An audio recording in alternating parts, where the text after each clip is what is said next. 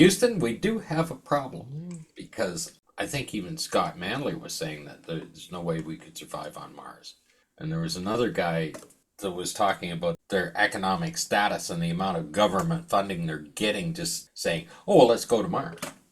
Yeah, because it says the main culprit is thought to be exposure to radiation from the sun into deep space, as most go into space remain in low Earth orbit where they are protected by the planet's magnetic field. Mars doesn't have a protective magnetic field, and neither does the moon. These guys are dreaming. And that article in that magazine last week, Musk is going to make it to Mars. He's going to Mars in 3 years. Yeah. 2028, he's going to be on Mars, and he can't even get a rocket off the ground. He sent his car out ahead, didn't he? He's obviously got transport when he gets there. But we haven't seen that landing, have we? No. Oh, so they've got a charging station set up for his car now. Yeah. Nice one. Love it. Here's reports of Musk and Bezos are having a race to the moon. I don't quite know why they're racing, because neither of them can get there. Well, that is a human problem that we've had. Competition is like that. When they invented a bicycle, somebody else built another one and they had a race. And when they invented a car, the second car they built, they had a race with them. And when they built airplanes, what did they do? They raced them. They built sailboats. What did they do? They raced them. It's just human nature to do that. So, of course, you're going to build rockets, you have to race them. Hence the space race. Yeah, perfect sense. Yeah. Perfect sense. We have not evolved in thousands of years. Our mind is exactly the same. We're biologically have not evolved to take on these kind of missions. Our body is exactly the same as it is hundreds of thousands of years ago. Our general drive is exactly the same. And we do not belong outside of the atmosphere. As a matter of fact, we don't belong, 12, 13,000 feet? That's all we have from sea level up. Oh, you know, the Emperor's new clothes? Well, Phase 52 just made one. It's called The Apollo Detective's New Clothes. Now, I'm not going to click on it and give him the view, but anyway, I was just looking at this. He's making video after video here. Is that another log entry? Oh, yeah, they're all log entries. Okay. They all start with log entries, yeah. He thinks he's in the movie Star Trek of some kind because it's always the log entry. Captain James T. Kirk, log entry, you know. Log entry 202507114. He's got 202507116. Then he's got 202507116. I guess he screwed up there. He should have been 7. Then this other one here, the Apollo Detective's New Clothes, is 202507119. Why does he have two 716s here? Because he can't count. I don't think so. Then he says, I'll tell you when it's explained for good, Robert. I'll tell you when it's explained for good, Robert. I'll tell you when it's explained for good, Robert. You have totally failed to prove your claim, QED. And then goes to the Apollo Detective's New Clothes. Wow, there's even more here. That is funny because even here he's got 202-50705, and then the next one, log entry 202-50705. He's losing count. Well, you must realize that there are people out there that are addicted to drugs. And we can't rule that out. And we seem to have them, and they turn into trolls for some reason, and we attract them because why not? Like, these guys are dedicated trolls. So he's taken our video and he just shrunk it and put two together. Now they're just a mirror in one video. Does that make sense? That's the mind of somebody who isn't thinking properly. Yeah. Exactly. So you were showing us this guy that put up these raster lines on the limb. Is he just trying to calculate the measurements? Like, you put it down beside the photograph and do the raster lines in there. Those legs are 12 feet long, right? Except because of the photographic perspective, right? The astronaut's the same height. He put that diagram up there. I have the PDF file on those with all of the stuff, except you can't read the text assigned to those numbers. I wonder why. You wonder why, exactly. Like hundreds of different descriptions of the different diagrams of the limb itself. You're seeing there all those numbers attached to it. You can't read anything underneath that. I have that PDF file. I tried to clean it up. I did everything. You just can't. And of course, that just goes along with the fact that they literally destroyed all the details of these Yeah. pieces of equipment.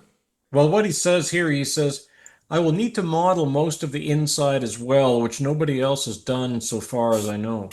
He's comparing it to the physical size of an astronaut. So you Yeah. have to take the actual measurements, not just what a photographic perspective is giving. Will be interesting to see how two astronauts in suits actually fit in there when the doors open.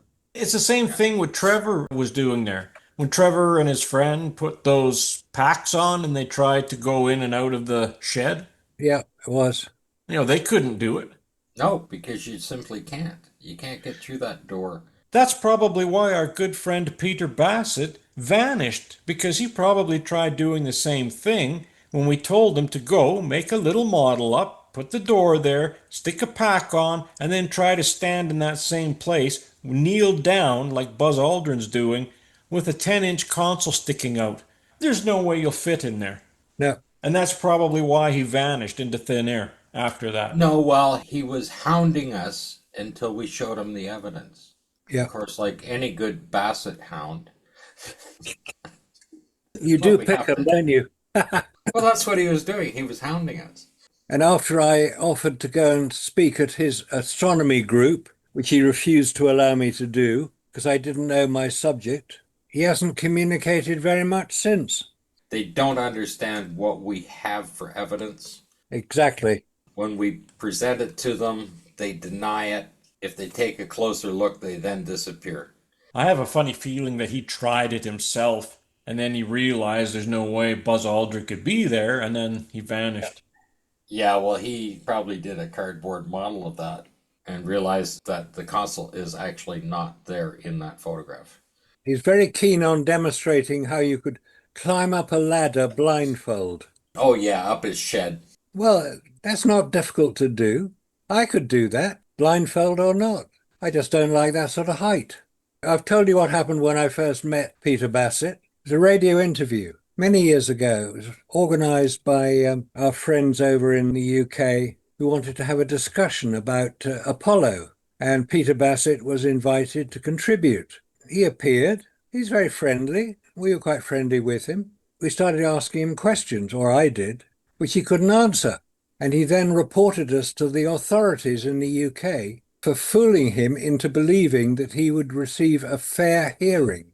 And he wanted the questions in advance so he could research them. Well, wasn't he the man that said he'd spent this many years doing it and then turned around and said he wasn't prepared? That's right, the same one. Yep. Yeah, yeah. Well, if you've claimed that you've spent this many years doing something, how can you be interviewed and saying you're not prepared? I know. He reported us, or he tried to report us to the authorities in the UK, the broadcasting authorities, Ofcom they're called, Office of Communication. He was then informed that because online discussions are not regulated in the same way as terrestrial broadcasting is, Ofcom were not involved. So his questions were irrelevant and he couldn't report us because there was nobody to report us to.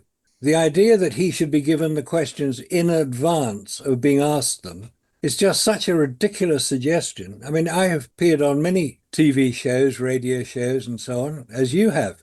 I've never been given the questions in advance. That would be stupid.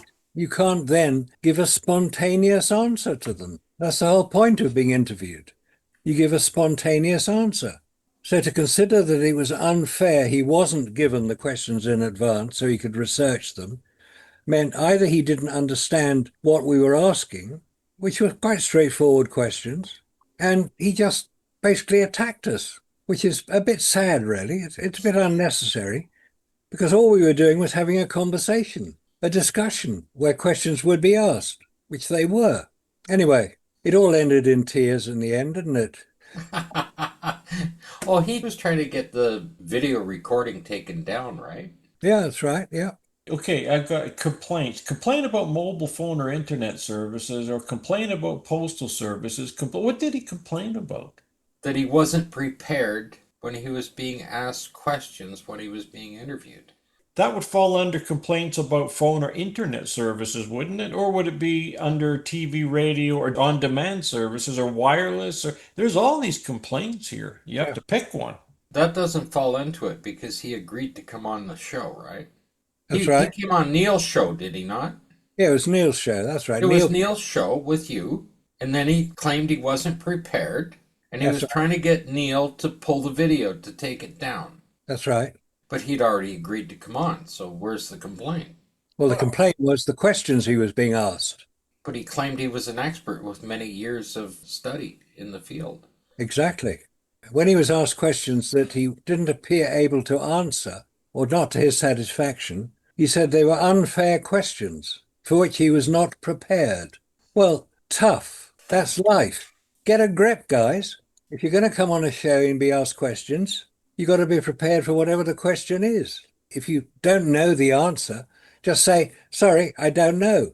Don't complain about the question. There's another person who's just up and disappeared. Yeah, he has, yep, disappeared. I haven't seen much of him. I check out occasionally and I don't see any additional information coming out. He's obviously thought Apollo is now not a subject worthy of his time. And he's going back to astronomy, or is it hedgehogs? I forget. He was very keen on hedgehogs. I think he Well, was, he was a member of the Fraz, was he not? yeah. But I thought that was the whole point of debating anything, that you put up your strongest case and invite somebody to take it down. And if they can't take it down, then your case has more credibility. But if they do take it down, then you've got to start again and get some better evidence. I think what he has for evidence here is really not that great, but I do like what he put at the end of his little ladder excursion. This short and complex film is dedicated to the astronauts that visited the moon on our behalf. Of course, he can prove they visited the moon, can't he? I really like how he ended this complex video here that he put up, going up and down the ladder blindfolded a few times. This short and complex film is dedicated to the astronauts that visited the moon on our behalf. 12 climbed down a ladder backwards. No big deal. Peter Bassett of the Astronomy Roadshow, www.outerspacebooks.com. Oh, yes, the man who indoctrinates children with his displays. That's the one. The Great Moon Landing Hoax, or was it? 50th Anniversary Edition, 69 to 2019. Peter Bassett, FRAS. Yeah, I've actually got that book, and I mentioned in it 12 times. I was pleased to see. At least he spelled my name right. Yes, well, it's pretty sad. You can understand how a person can get into that position, and he's running around with little contracts to run around to public schools and present this information and things like that. And of course, he got his parrot book from NASA so he can parrot them, and he learned how to do that. And now you're making money doing it. You just can't back out of that. That's the same as Jerry Stone was in the same position. You made an incredible impact on him, and you could see that. But he Yeah. still has to maintain his position because his entire life revolves around that. And he started doing those presentations right after the Apollo missions. He's like mid-70s, he's already out there putting those out. So how can he back down from that? He can't. He would destroy his credibility in one's action. Yeah, and everybody he stood in front of and presented to, thousands and thousands of people. And the Yeah. invited guests that he brought on, he would embarrass all of them. Research Development in Missiles, 53 to 58. Get them off the ground, first thing. That wasn't something that happened that often in the early days, was it? They kept going boom and exploding. And then they asked Werner von Braun to come and help them, and he got the rockets off the ground, the Redstone rockets. Now, this is interesting. Tsiolkovsky, 1857 to 1935, is credited with the idea of liquid-fueled rockets. Well, what happened to Robert Goddard, though? And he was testing them. 1926, Robert Goddard was testing liquid-fueled rockets. 16th March 1926, flew for 2.5 seconds, rose 41 feet, traveled 64 miles per hour. He'd probably read Tsiolkovsky's analysis of liquid-fueled rockets. But look how far they've come. And then it stopped in 1969, and that was the end of the rocketry, pretty much. Yeah, was. And yet, look at the cars, right? I mean, the cars, like you said, motor vehicles. You take a look at those from 1910 all the way up to now, and they just keep getting better and better and more improved, and the engines get fancier, they add more things, more technology. But you think they do that with the rockets or any of that space technology? Nope. It goes up to 1955, then it goes to 57. Now we're into 66. That was No. around the time that the first solid fuel rockets were used, because that was the main development from liquid fuel rockets to solid fuel rockets, which were Jack Parsons' major contribution to rocketry. He had a few other contributions to make as well. Is that why JPL is named Jack Parsons Laboratory? Or is it Jet Propulsion Laboratory? Who knows? Yeah, that makes you wonder, doesn't it? Yeah, That's a coincidence. of course it is. It's just that when the number of coincidences start to multiply, you begin to question them. Now, here we go again, exploring the virtual, augmented, and mixed realities and the future of spaceflight. Why would you need all this virtual exploring when you've said you've been there 6 times? Oh dear. Like, this just doesn't make any sense. Yeah, they said they've been there 6 times, and then no, they're still doing all this virtual reality and virtual exploring of space and virtual exploring of the moon and augmented and mixed realities, and then exploring virtual, augmented, and mixed realities of the future of spaceflight. Well, yeah, so you've gone to the moon already 6 times. That's enough. You don't need any more of this augmented reality. That's true. But they still don't mention vacuum, do they? And the effect of vacuum on human produced artifacts and people, humans, us things. That's never been discussed. They talk about radiation, they talk about acceleration, they didn't talk about vacuum. It's very strange because vacuum is the big killer of space. It kills people, it kills machines, it kills dreams. Vacuum is a serious problem, but like you said, Simon Dan and Dave McKeegan and all the rest of them, they won't touch it. No, never mentioned it. And Yep. yet now they've been there, they've done all this stuff, and now they have to go back to exploring, but this time virtually because they know they can't get there. So this is the only way they can do it. Yeah, they never got there the first time. So the idea of returning to the moon is a bit of a fictionalized story. Yeah, well, the only real practical way is first of all get a machine that can actually get there with some equipment. I mean, the robotics that we have today, robotic machines that we have that look like humans maybe, or like Boston Robotics, that kind of thing, they could do the groundwork. Yeah, they could. Okay, But will because you they? can definitely program those things and put all kinds of sensors on them at the same time that people don't have. You could pick up a whole lot of data that way. I don't think they would want to be advertising that. Even if they did that, they would claim that that's a human doing it. That's what Yeah, they would like to do. No, they're just doing this augmented reality stuff now because they can't get to the moon, so now they're doing this nonsense. I really love this one here. Projects for future clerks. Now, we have all this lovely equipment in these little glass domes that are supposedly sitting on the lunar surface, and we have the new airlocks, the ones where you walk from the airlock right into the spacesuit, detach yourself, and off you go. Now, it's too bad you have to zip yourself out and zip yourself in and then zip yourself back out again. And as long as you do that and you're inside that little airlock container, I don't see a problem, but I'd like to see you try doing that out there. And here we go again with zippers. That almost reminds me of the flat Earth. You know how they say there's a dome over the Earth? Well, all these have domes. They're in these little hourglasses. All you have to do is just pick it up, shake it. That look like those little snow globes that used to sit on your table in, That's 60s. how you get the snow on the mountains in Mars. Oh, that was ridiculous, wasn't it? You just described it. Yeah, I show one picture. There's clouds on Mars. yeah. What are clouds doing on Mars? Oh, by the way, and it's a blue sky as well. Yeah, I can't forget that. Then you have the next picture, and now you have snow on the hills. Well, it's winter in Devon Island. That's quite far north. And of course, the next photo, there's no clouds and there's Yeah. no snow, but now No. it's all red. Yeah, Mars is red, so it's got to be red occasionally. Yeah, but blue sky on Mars only occurs when Arnold Schwarzenegger films. Or when you're filming it from Devon Island, then you get blue sky. I mean, you can confirm there's blue sky over Canada. Devon Island's in Canada. There you go. Simple. Solve the problem. And it's uninhabited, except it has 42 dump sites on it. Exactly.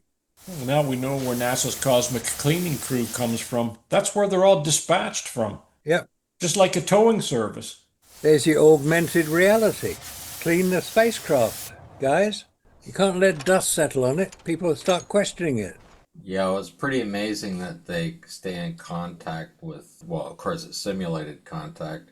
When you realize the distance that Mars is away, when it's opposite the sun from us, the direct line of sight is right through a big plasma ball. Yep. It's causing all kinds of radio interference, and nobody can say that it isn't causing radio interference because plasma stops stuff dead in its tracks when it comes to radio.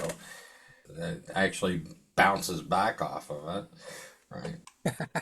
The one thing I was considering, which is just a little bit off topic, was the fact that space-time is warping around the Earth as it's traveling, and all these celestial objects, space-time is warping around it. And of course, didn't they do a thing where something was behind the sun and yet you could still see it?